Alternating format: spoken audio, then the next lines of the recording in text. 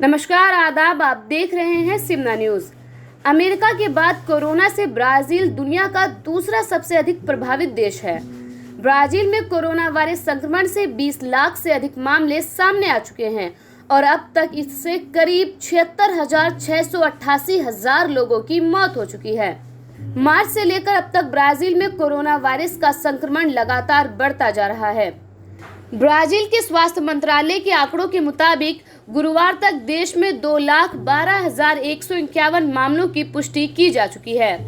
Brazil में test भी उस पैमाने पर नहीं हो रहे और इस आधार पर विशेषज्ञों का कहना है कि संक्रमण के मामले और संक्रमण से मरने वालों की संख्या मौजूदा संख्या से कहीं अधिक हो सकती है। इन तस्वीरों को देख साफ अंदाजा लगाया जा सकता है कि दक्षिण अमेरिका में कोरोना वायरस ने किस तरह की तबाही मचाई हुई है। ब्राजील में कोरोना वायरस संक्रमण को पहुंचने में कई देशों की तुलना में कुछ समय अधिक लगा, यानी यहां संक्रमण के मामले कुछ देर बाद से दिखाई देने शुरू हुए। ब्राजील में अमेज़न का क्षेत्र कोरोना वायरस की पहली लहर से सबसे अधिक प्रभावित हुआ।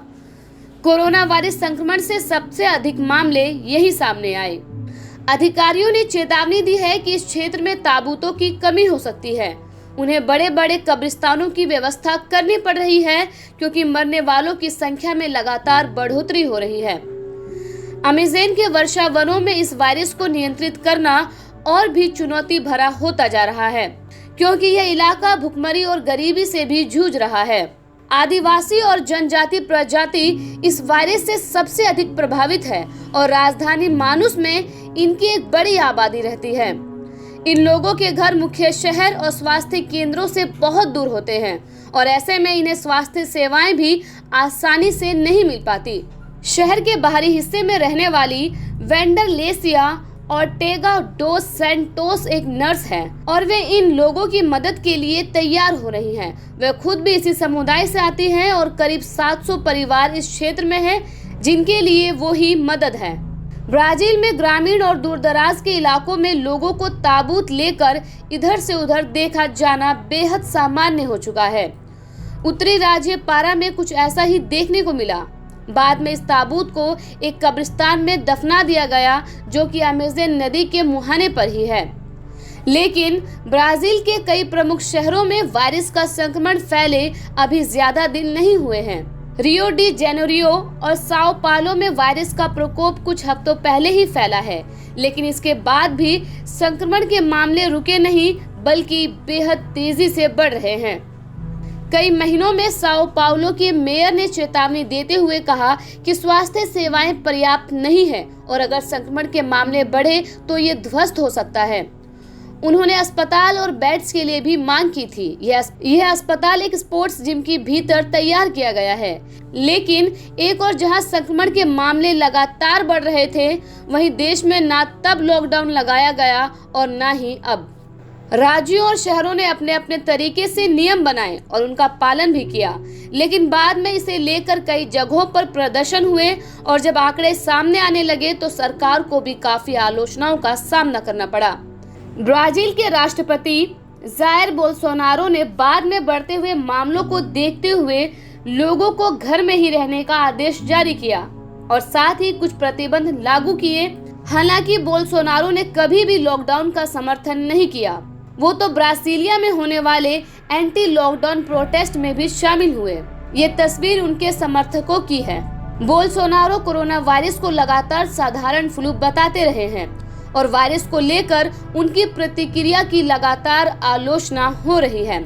उनका दावा था कि अगर संपूर्ण लॉकडाउन लगा दिया जाएगा तो इससे अर्थव्यवस्था को काफी नुकसान होगा और ये नुकसान कोरोना वायरस के नुकसान से कहीं अधिक होगा।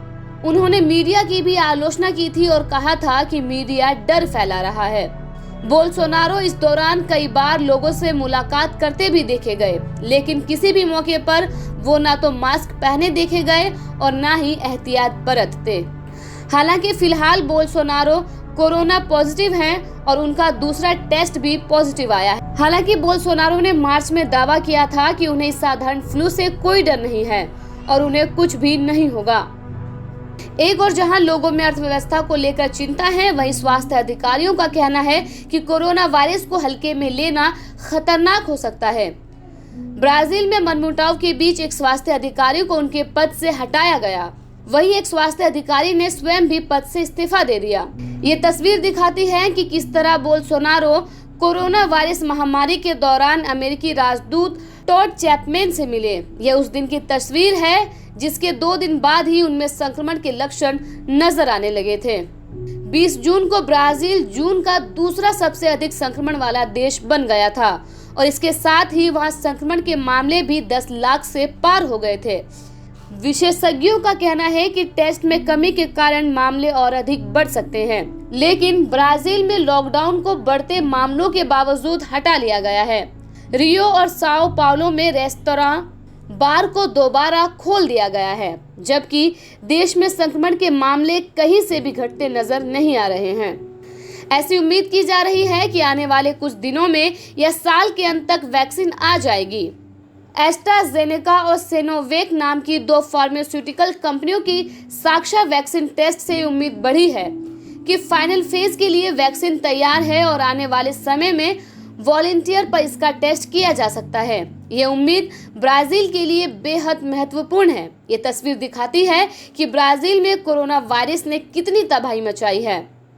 हजारों की संख्या में कब्रें नजर आ रही हैं और दूसरी ओर की जमीन को भविष्य की चिंताओं के लिए तैयार किया जा रहा है।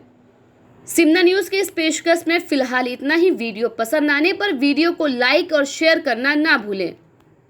जनहित से जुड़ी चुनिंदा खबरों को जानने के लिए सब्सक्राइब करें सिमना न्यूज को और बेल आइकन को दबाना ना भूलें। वीडियो पसंद आने पर लाइक, शेयर और कमेंट करना ना भूलें।